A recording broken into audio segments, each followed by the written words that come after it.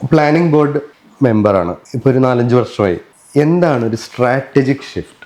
എന്തെങ്കിലും ചെയ്യാനായിട്ട് നമുക്ക് സാധിക്കുമോ ടൂറിസം മേഖലയിൽ? കാരണം ഇവിടെ എംപ്ലോയ്മെൻറ്റ് കിട്ടാൻ സാധ്യതയുണ്ട്. മറ്റ് ഇൻഡസ്ട്രിയൊക്കെ വരാൻ ഒരിത്തിരി സമയമെടുക്കും. ഇവിടെ നമുക്ക് കുറച്ച് പേർക്ക് കൂടെ ജോലി കൊടുക്കാം. എന്ത് ചെയ്യാൻ പറ്റും? എന്ത് സഹായമാണ് പൊതുജനം അല്ലെങ്കിൽ ഉദ്യോഗസ്ഥർ സന്തോഷ് ജോർജ് കുളങ്ങരയ്ക്ക് തരേണ്ടത് ഇങ്ങനൊരു കാര്യം ഡെലിവർ ചെയ്യാനായിട്ട്? കേരളത്തിലെ ടൂറിസം വളരാനുള്ള അടിസ്ഥാനപരമായ പല കാര്യങ്ങളിലും നമ്മൾ പുനർചിന്തനം നടത്തേണ്ട സമയം കഴിഞ്ഞു. അത് കഴിഞ്ഞ 4 വർഷമായിട്ട് ഞാൻ എൻ്റെ പ്ലാറ്റ്ഫോമുകളെല്ലാം കൃത്യമായിട്ട് പറയുന്ന ഒരാളാണ്. ഒന്നാമത്തെ കാര്യം എന്ന് പറയുന്നത്, എങ്ങനെയായിരിക്കണം നമ്മുടെ ടൂറിസം ഡെസ്റ്റിനേഷനുകൾ എന്നുള്ളതിനൊരു മാസ്റ്റർ പ്ലാൻ ഉണ്ടാക്കലാണ് ഏറ്റവും പ്രധാനമെന്നാണ് ഞാൻ ഉറച്ചു വിശ്വസിക്കുന്നത്. ഒരു ഉദാഹരണം പറഞ്ഞാൽ, കേരളത്തിലെ ഏറ്റവും വലിയ ടൂറിസം ഡെസ്റ്റിനേഷനിലൊന്നാണ് മൂന്നാർ. ഈ മൂന്നാറിന് ഒരു മാസ്റ്റർ പ്ലാൻ ഇല്ല. അതായത് മൂന്നാർ, നിങ്ങൾ ഇപ്പോൾ ലോകത്ത് ഹിൽ സ്റ്റേഷനുകൾ എങ്ങനെയാണ് ഏറ്റവും ഭംഗിയായി പ്രകൃതിക്ക് വലിയ ആഘാതമുണ്ടാക്കാതെ എന്നാൽ അതിൻ്റെ മാക്സിമം പൊട്ടൻഷ്യലെ യൂസ് ചെയ്യുന്ന രീതിയിൽ പ്രയോജനപ്പെടുത്തുന്നതിനുള്ള മാതൃകകളുണ്ട്. അതിലേറ്റവും നല്ല മാതൃകകളിലൊന്ന് വിയറ്റ്നാമിലെ ബനാ ഹിൽസ് എന്ന് പറയുന്ന ഒരു സ്റ്റേഷനാണ്. മറ്റൊന്ന് മലേഷ്യയിലെ ജെൻറ്റിങ് ഹൈലാൻഡാണ്. ഇങ്ങനെ പല സ്ഥലങ്ങളുണ്ട്.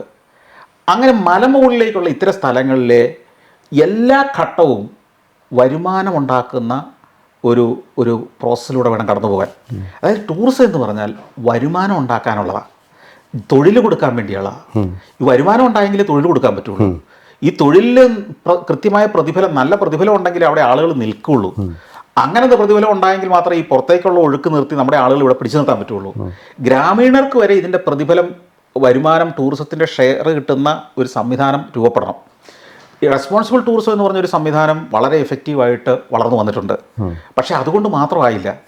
അത് വളരെ ഗ്രാസ് റൂട്ട് ലെവലിൽ ഓരോ ഗ്രാമത്തിലും അവിടുത്തെ സംസ്കാരം, അവിടുത്തെ ജീവിത രീതികൾ, അവിടുത്തെ ഭക്ഷണം, അവിടുത്തെ കലാരൂപങ്ങൾ, അവരുടെ ഹാൻഡിക്രാഫ്റ്റ്സ്, ഇതിനെയെല്ലാം ടൂറിസ്റ്റുകൾക്ക് മുമ്പിൽ അവതരിപ്പിച്ച് അവിടുത്തെ ഒരു ജീവിത രീതിയെ ഒരു ടൂറിസം പ്രോഡക്റ്റ് ആക്കുന്ന കൺസെപ്റ്റാണ്. ഇതോടൊപ്പം തന്നെ ഞാൻ പറഞ്ഞല്ലോ, എൻ്റർടൈൻമെൻറ്റിൻ്റെ സാധ്യതകൾ. ഇപ്പം നമ്മൾ ഒരു വിദേശ രാജ്യത്ത് ചെന്നാൽ എന്തൊക്കെ പ്രതീക്ഷിക്കും എന്നതുപോലെ മറ്റു നാടുകളിൽ നിന്ന് വരുന്ന ടൂറിസ്റ്റുകൾ ഇവിടെ വരുമ്പോൾ എന്തൊക്കെ നമുക്ക് അവർക്ക് കൊടുക്കാം. കൊടുക്കുന്ന എന്തിനാ? അതിൽ നമുക്ക് വരുമാനം ഉണ്ടാവണം, പണം ഉണ്ടാവണം. അതിനെന്തൊക്കെ ഫെസിലിറ്റികൾ നമുക്ക് ഇവിടെ ഉണ്ടാക്കേണ്ടതുണ്ട്. ഇതിന് ഉള്ളൊരു കൃത്യമായ അടിസ്ഥാന ഒരു മാസ്റ്റർ പ്ലാൻ ഉണ്ടാക്കണം. ഉദാഹരണത്തിന് മൂന്നാറിലേക്ക് പോകുമ്പോൾ നമ്മൾ എങ്ങനെയാണ് പോകേണ്ടത്? ഇവിടുന്ന് വരുന്ന എല്ലാ കാറുകളും വാഹനങ്ങളും മൂന്നാറിലേക്ക് അങ്ങ് പോവുകയാണോ ചെയ്യേണ്ടത്? അതോ കുറച്ച് ഭാഗത്ത് ചെന്ന് കഴിയുമ്പോൾ നമ്മളവിടെ പാർക്കിങ്, വലിയ വിശാലമായ പാർക്കിംഗ് ഏരിയ കൊടുത്ത് അവിടെ കൊണ്ട് വാഹനങ്ങൾ നിർത്തിച്ചിട്ട് ഈ പെട്രോളിയം കത്തിച്ച് അല്ലെങ്കിൽ പെട്രോൾ കത്തിച്ച്